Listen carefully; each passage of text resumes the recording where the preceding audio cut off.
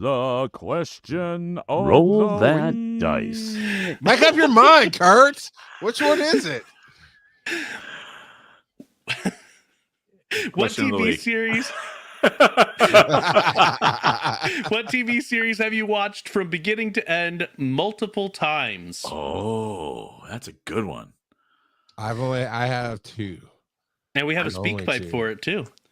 I've got That's multiple, but All right, I gotta figure out which speak pipe it is because I didn't label them. I just loaded them, and they're all dated. But I can find out from the date. So give me a minute. But call your what daddy.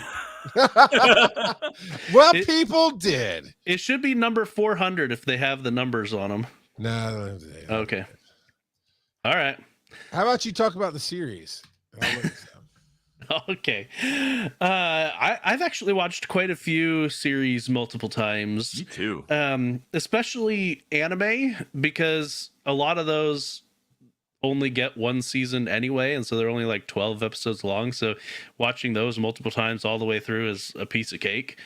Like there's one anime called Death March to a Parallel World Rhapsody that I've watched multiple times.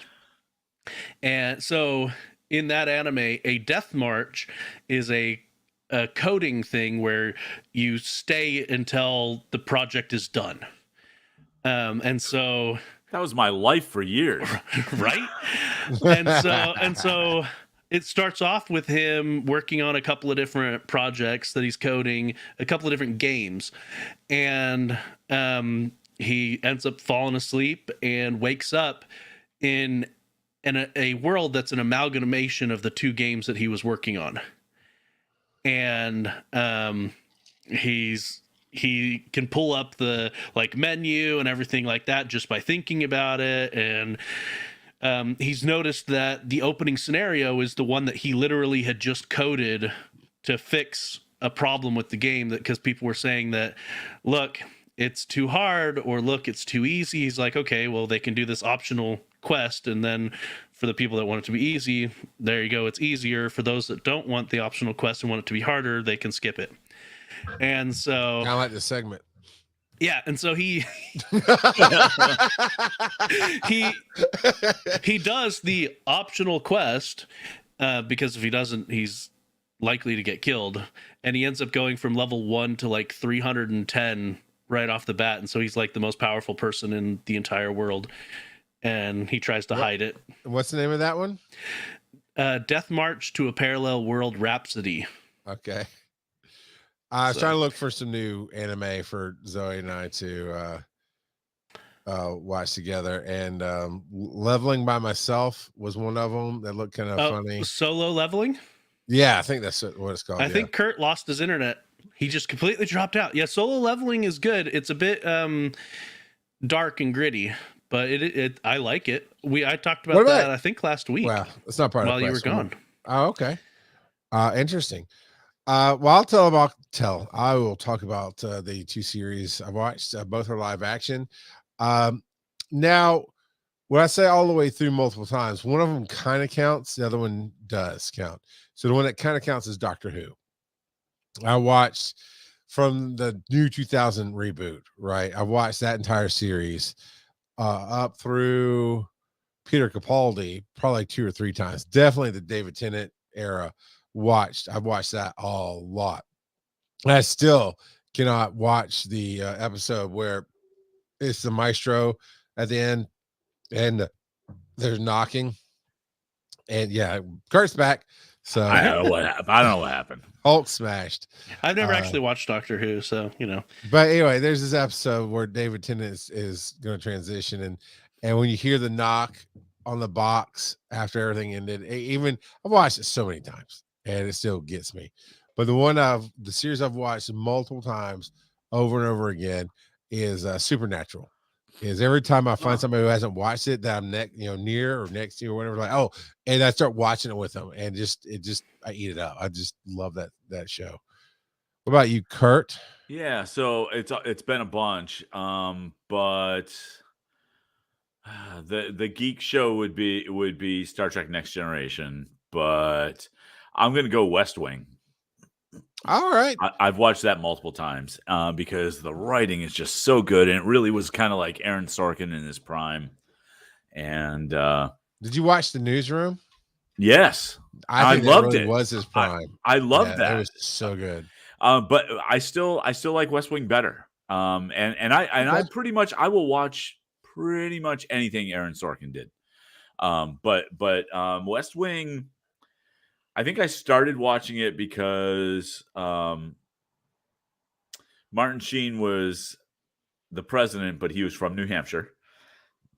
And I went, okay, I like him as an actor, and yeah, it's got New Hampshire roots. Cool. And then it morphed into the president had MS, which related to me because my wife has MS. And and then again, the writing was just fantastic. John Goodman was the president for a little while, and he was fantastic as it. It was just a lot of great writing, and there was even a death in the show. One of the actors actually died, and they made him die in the show, and they had like a giant tribute to him in the show, and it was fantastic. So there was that, and Next Gen is just it's that kind of is my Star Trek. As Did you much of a watch? sacrilege as it may be to say, it is No, my Star I Trek. get you. I mean, everybody has their own, right? Did you watch the Orville? Yeah, I love the Orville. So Right, because that gives off modern Start Next Generation vibes. I mean, yes, it captured, to me, it just captured that heart with, of course, slapstick humor and stuff on top of it. But, well, and it actually got better as the seasons went on too. So oh yeah, just like Next Generation did. just like Next Generation season 1 is a rough watch. I forgot what Farpoint Station, how bad that was. It's not just that, like the episode where Tasha Yar dies and she's eaten by the giant hefty bag. It's not good. It's just The giant hefty bag. That's what the special effects look like. Yeah.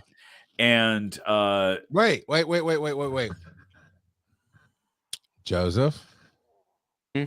Yeah. Have you not seen SNG? Not from start to finish, but I've watched a lot of the episodes. Kurt, I'm glad you're back, baby. Yeah. Because this is too much. I haven't seen. Oh, all right, cool. I haven't seen Star Trek. Uno reverse card, baby. How much? Oh my God! How much crap have you not seen? That really is defining of our generation, and the boomer with this too. Not for nothing, but yeah, though I am much grayer than you guys, technically I'm a Gen Xer. So anyhow, Wise and Curdy. Nice. Thank you, random kid. So I will say that when somebody says I haven't seen it from start to finish, but I've watched a lot of them, that is, as the kids say, sus. Okay, I have never owned the series, and I used to catch reruns all the time on the TV. In the early 2000s, there's no way you could not. Right, catch there were like series reruns. They were on every other cable channel, and there were like 783 episodes. Yeah, and by a lot of them, it's probably about half of them. Yeah. So there are some amazingly standout episodes. And honestly, to this day, my favorite Star Trek episode from all the series is called The Inner Light. And it's the one where Picard gets hit by a beam from a satellite and ends up living a full life. What was his name? Somebody else. It became a big thing. I can't remember the character's name. It's like a trivia question, and if I hear it, I know what it is. Absolutely. Yeah. And he learns how to play this little pan flute thing. Yes. But he lives out a life, has a wife and kids and grandkids. And then the beam disconnects and he's back on the starship. And he's lived, in essence, like 40 or 50 years. Yeah. Kamen. And he has a son, right? Because the son pops up again because he's like my son is gone type of thing. Yep. So Good for you looking at Wikipedia, buddy. You're Yep. trying. No. So You're I looked trying. up the name from Wikipedia, Right. but I Okay, remembered Kurt. that the sun popped up because it was emotional damage that he dealt with later in the Emotional series. damage. It came up several times. Well, and that flute is in the background in several episodes still. Yeah. And it's just such a good episode. And he doesn't take it for granted that he was able to live the whole lifetime of this person. And the whole reason it happened was this planet knew it was going to die, and they had to preserve the memories. And so they offloaded to him. Yeah. So he kept the whole history of the planet basically through this one person in his head. And it was really, really creative writing at the time. So I don't know. I have a soft spot for next gen a lot. But between that and becoming a Borg, I mean, he's got all kinds of mental issues, right? Whew. Yeah. Yeah. So I'm sorry. Go ahead. No, it's not good. Finish it off. All I was going to say is because you brought up the Orville. Yes. And so the Orville is actually better Star Trek than Star Trek Discovery, which came out at the same time as the Orville. But Star Trek Discovery was better sci-fi than most Star Trek. Yeah. Yeah. It's just not as Star Trek-y. I've only seen a few episodes of the Orville. I dropped it a long time ago. Good. It's so good. All right, we're gonna play this clip so I can rinse my brain out from the evilness that is Joe. Yep. But hold on, real quick. The Galaxy Quest, fantastic movie. It is a fantastic movie. Not the best Star Trek movie, but fantastic movie.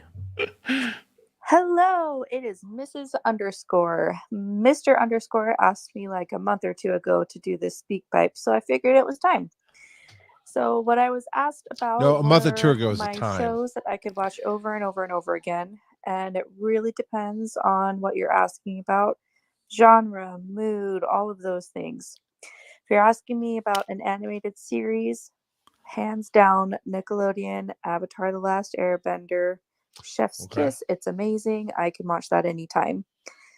If I'm needing a comfort show, I'm going to turn on the Great British Baking Show. Don't judge me. It is one of my comfort shows that I can turn on. Good one.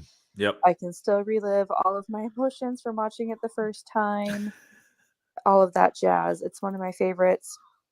If I'm needing a sitcom, I need to laugh, I'm going to go for something like Psych or The Office, Community, The IT Crowd, something fun that I can just have a 30-minute laugh. See, she watches good stuff, Joe. I don't know why she married you. That way, it just kind of brightens my mood. But there's lots of different series that I've watched completely, and I can completely watch over again.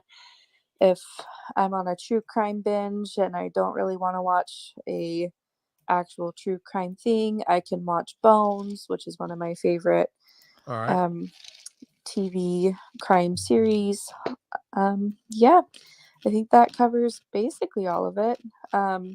Again, there's many more series, but in general, those are my top ones in those general genres. So there you go. Hadn't thought about the IT Crowd, but I've watched that multiple times too. Yeah. Well, it's only 3 seasons, right? It's only 3 seasons, and they're pretty short seasons. So you guys seriously need to check out Miranda. It's a 3-season series from the BBC, probably back in the early 2000s. Miranda Hart wrote it and starred in it, and it is phenomenal.